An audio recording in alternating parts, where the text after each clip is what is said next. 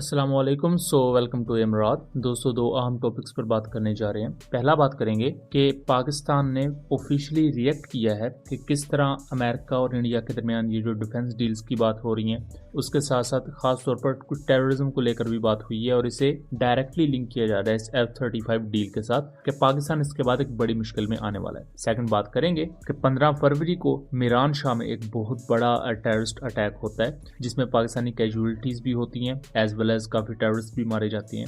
But इस context में कुछ ऐसी चीज़ें रिवील हुई हैं जो कि पाकिस्तान की नेशनल सिक्योरिटी के लिए बहुत बड़ा खतरा है और इस कॉन्टेक्स्ट में जो इससे पहले पाकिस्तान के कुछ क्लेम्स थे वो भी यहाँ सच साबित होते हैं। पहले टॉपिक की तरफ आ जाएं तो दोस्तों, हमने रिसेंटली इंडियन प्राइम मिनिस्टर का अमेरिका का दौरा देखा जहां अमेरिका के साथ बहुत सी चीज़ों पर उनकी बातचीत हुई है।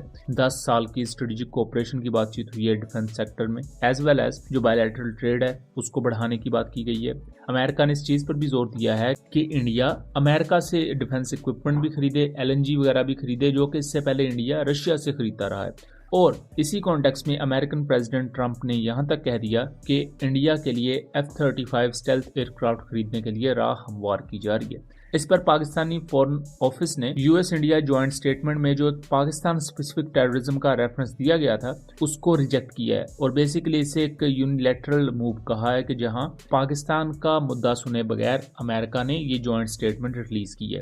उसके साथ साथ पाकिस्तान ने इस चीज को भी खबरदार किया है कि अगर इंडिया को हाईटेक इक्विपमेंट मिलता है और अगले 10 साल की स्ट्रेटेजिक कोऑपरेशन चलेगी तो पाकिस्तान की नेशनल सिक्योरिटी डायरेक्टली इफेक्ट होगी उससे और ये साउथ एशियन रीजन में एक नई आर्म्स रेस को स्टार्ट कर देगा। और इसी कॉन्टेक्स्ट में पाकिस्तानी फॉरेन मिनिस्टर भी अमेरिका जा रहे हैं एक समिट में जिसमें पाकिस्तान अपने डिप्लोमेटिक मूव्स को अपनाएगा। लेकिन अहम चीज ये है कि इस पूरे पाकिस्तानी रिएक्शन को गलत तरीके से प्रेजेंट किया जा रहा है। इसे F-35 स्पेसिफिक कहा जा रहा है, हालांकि यहाँ F-35 को लेकर स्पेसिफिक बात नहीं की गई। F-35 को लेकर स्पेसिफिक बात करना इस वजह से भी मुनासिब नहीं बनता क्योंकि पाकिस्तान भी ऑलरेडी स्टेल्थ एयरक्राफ्ट इंडिया से पहले ले रहा है और इंडिया अगर स्टेल्थ एयरक्राफ्ट का अभी ऑर्डर देगा तो अभी रोमानिया के F-35 पेंडिंग पर है, जापान के F-35 पेंडिंग पर है, ग्रीस के F-35 पेंडिंग पर है और बहुत से दूसरे नेटो कंट्रीज हैं जिन्होंने अभी F-35 एयरक्राफ्ट के ऑर्डर्स दिए हुए हैं लेकिन अभी मिले नहीं उन्हें, तो उनकी डिलीवरीज अगले 4-5 सालों में शुरू होंगी। सो इंडिया अगर इस वक्त ऑर्डर दे भी देता है, हालांकि ऑर्डर देते हुए भी 1-2 साल का भी वक्त लग जाएगा नेगोशिएशंस और उस तमाम मामला, लेकिन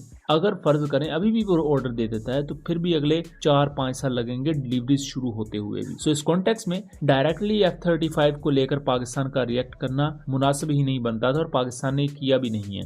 लेकिन इस चीज को इवन पाकिस्तानी मीडिया पर और इंडियन मीडिया पर तो बहुत ज्यादा डिस्कस किया जा रहा है कि जैसे पाकिस्तान ने F-35 को लेकर स्पेशल बात की है, हालांकि पाकिस्तान ने जिन मुद्दों को उठाया है वो मुद्दे इनसे बिल्कुल डिफरेंट है। एंड जहां तक F-35 के थ्रेट की बात है तो ये थ्रेट बहुत बड़ा बन सकता है वो इस कॉन्टेक्स्ट में अगर इसकी प्रॉपर MRO फैसिलिटी इंडिया को मिल जाती है, as well as America India को इजाजत देता है इसमें खुद से अपग्रेड्स करने की, यानी कि फिर F-35 मेन स्ट्रीम यानी कि इंडिया की नेटवर्क सेंट्रिक वॉरफेयर का हिस्सा बन जाएगा। लेकिन अगर वैसे ही ऑफ द शेल्फ F-35 मिलेगा तो वो कभी भी इंडिया को उतना ज्यादा एज नहीं दे पाएगा क्योंकि अगर F-35 नेटवर्क सेंट्रिक वॉरफेयर का पार्ट नहीं बनता तो वो Russian made Su-30 MKI aircraft और जो दूसरा रशियन इक्विपमेंट है उसके साथ डायरेक्टली डाटा शेयरिंग करने के काबिल नहीं होगा और ये बहुत बड़ा डिसएडवांटेज होगा पाकिस्तान और चाइना के खिलाफ इंडिया को। इसको लेकर मजीद भी जिस तरह डेवलपमेंट्स होंगी हम आपको उस बारे में आगाह रखेंगे। लेकिन दोस्तों अब दूसरे टॉपिक की तरफ आ जाते हैं। 15 फरवरी को पाकिस्तानी ट्रूप्स पर एक बड़ा अटैक होता है TTP की तरफ से मीरान शाह के एरिया में जो कि नॉर्थ वजीरिस्तान में वाक़ है। यहाँ पाकिस्तान की एक max pro mine resistance ambush protected जिसे MRAP व्हीकल कहा जाता है उस पर अटैक होता है और इस अटैक की जो वीडियोस हैं जो कि TTP फिल्म कर रही थी वो इंडियन अकाउंट्स शेयर कर रहे होते हैं। बहरहाल वो वीडियो का मैं आपको छोटा स्क्रीनशॉट दिखा रहा हूँ, पूरी वीडियो नहीं दिखा सकता लेकिन उसको मैं एक्सप्लेन कर देता हूँ कि पाकिस्तानी MRAP व्हीकल एक जगह पर खड़ी है जहाँ कुछ दूर से TTP के फाइटर्स इस पर रॉकेट्स वगैरह एज वेल एज राइफल से फायर कर रहे हैं और इसके साथ साथ इंडियन अकाउंट्स ये भी क्लेम कर रहे थे कि 7 से ज्यादा पाकिस्तानी सोल्जर इस पूरी कार्रवाई में अपनी जान गंवा बैठे हैं। बट 2 से 3 घंटे के बाद जब असल में इंफॉर्मेशन इस बारे में निकलकर सामने आना शुरू होती है तो इस MRAP व्हीकल को कोई खास नुकसान तो नहीं पहुंचा जिसको तस्वीर में यहाँ देखा जा सकता है। बट स्टिल अगर इस MRAP व्हीकल को बहुत ज्यादा नुकसान नहीं पहुंचा तो पाकिस्तानी सोल्जर्स की शहादत की इतलात हैं तो वो किस तरह हुई। तो बेसिकली पाकिस्तान आर्मी की एक टीम उस वक्त पेट्रोलिंग पर थी जो कि इस व्हीकल से बाहर मौजूद थी। तो उस पर ये अचानक से एम्बुश होती है। जब इस पेट्रोलिंग टीम पर अटैक होता है तो रीइंफोर्समेंट भी आती है और इस पूरे ऑपरेशन में जब रीइंफोर्समेंट भी आती है तो इन टेररिस्ट को इंटरसेप्ट किया जाता है। इस पूरे ऑपरेशन में 15 टीटीपी के टेररिस्ट मारे जाते हैं। उनकी बॉडीज की पिक्चर्स आप टेलीग्राम वगैरह और ट्विटर पर देख सकते हैं। जो लोग ट्विटर पर हमें फॉलो करते हैं वहां हमने इन चीजों को पोस्ट किया हुआ है। अब दोस्तों कहने का मकसद ये है कि यहाँ कुछ अहम चीजें रिवील होती हैं कि टीटीपी के फाइटर्स जो अपनी मीडिया विंग की ऑफिशियल वीडियोस रिलीज करते हैं वो डायरेक्टली आ रही हैं इंडियन सोशल मीडिया अकाउंट्स तक और वो उन्हें फैला रहे हैं, जो कि पाकिस्तान के स्टांस को कहीं ना कहीं तो जाहिर करता है कि इंडिया लॉजिस्टिकली या नैरेटिव वॉरफेयर की बेस पर इन मिलिटेंट ऑर्गेनाइजेशंस को सपोर्ट करता है जो कि एंटी पाकिस्तान है। एंड सेकंड थिंग इज कि जो इस वक्त क्लेम किया जा रहा है कि 7 पाकिस्तानी सोल्जर्स या 10 पाकिस्तानी सोल्जर्स अपनी जान गंवा बैठे, उसमें कोई सच्चाई नहीं है। 4 पाकिस्तानी सोल्जर्स इस पूरी कार्रवाई में शहीद हुए हैं और कोई भी सिविलियन कैजुअलिटी नहीं हुई, बिकॉज अच्छी चीज जो थी कि रीइंफोर्समेंट टाइम से आ गई थी एंड इस पूरे मामले को टैकल कर लिया गया। लेकिन ये सब चीजें वैसे ही शुरू हो रही हैं कि 2021 में जिस तरह टीटीपी को माफ कर दिया गया और इस चीज को नजरअंदाज किए हुए कि उन्होंने आपकी कोई मस्जिद नहीं छोड़ी, कोई सोल्जर, कोई सिविलियन नहीं छोड़ा और उन्होंने एक हल्की सी माफी मांगी और आपने कहा जी हाँ हम आपको माफ कर रहे हैं और आ जाएं, उसका खमियाजा आज दोबारा से ये टेररिज्म के वाकयात में जो इतनी सर्ज आई है उस कॉन्टेक्स्ट में हमें भुगतना पड़ रहा है। अब रिसेंटली इंटेलिजेंस बेस्ड ऑपरेशन में काफी ज्यादा शिद्दत आई है।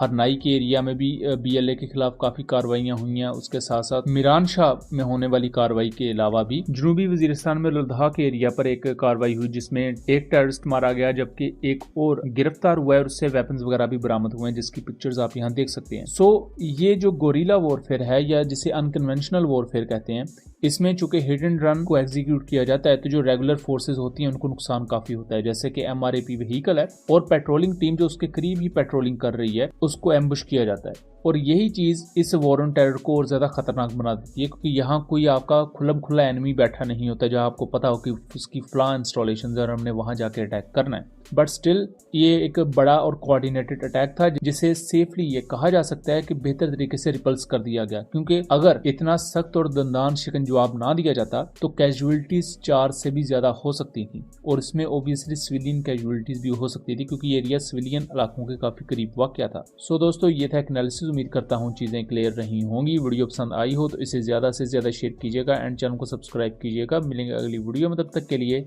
अल्लाह हाफिज।